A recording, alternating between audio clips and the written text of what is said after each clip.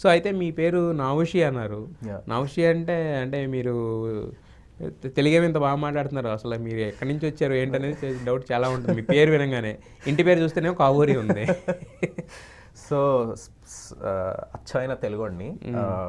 So నాహుషి అనేది సంస్కృతం అనమాట. సో నేను పుట్టిన నక్షత్రానికి దానికి నాకు దీర్ఘంతో మొదలవ్వాలి పేరు అంటే కొంచెం అమ్మ నాన్న బాగా సాగదీసి. సో నాకు యాక్చువల్గా పేరు పెట్టింది సీతారామ శాస్త్రి గారు అండి. సో నాన్నగారు సీతారామ శాస్త్రి గారు చాలా క్లోజ్ అనమాట.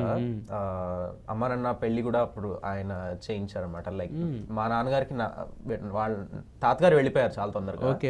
సో ఆ టైంలో తాతగారు బేసిక్గా మా తాతగారి స్థానంలో కూర్చొని అప్పట్లో ఆయన చేయించారనమాట. సో అప్పట్లో బాగా క్లోజ్. సో అమ్మ నాన్న ఇంకా కూర్చొని బాగా కష్టపడుతుంటే ఆయన ఇంకో చెయ్యేసి అలా మొత్తానికి పెట్టింది. ఏంటి మీ పేరుకి అర్థం ఏంటి? పేరుకి అర్థం అచ్చ తెలుగులో అయితే అస్థిరత్వము లేనివాడు, సో స్థిరత్వము కలవాడు. బట్ మీ జాబ్ ప్రకారం చూసుకుంటే మాత్రం అస్థిరత్వంగానే ఉండాలి. ఒక దగ్గర ఉండి చేసేది ఏం లేదు, ఎప్పుడు రకరకాల ప్లేసెస్, రకరకాల కంట్రీస్, రకరకాల ఊళ్ళు తిరుగుతూ ఉండాలన్నమాట యాక్చువల్గా.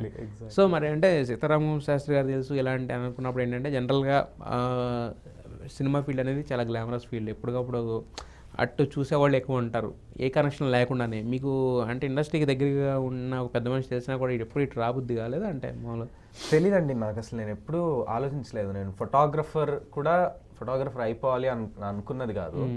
అన్నీ అలా బై మిస్టేక్ ఫోటోగ్రఫర్ అయిపోయారు. బై మిస్టేక్ అయ్యారా?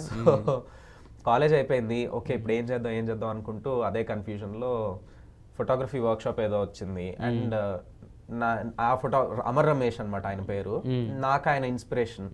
సో ఆయన వర్క్షాప్ కదా అని అలా వర్క్షాప్ జాయిన్ అయ్యా.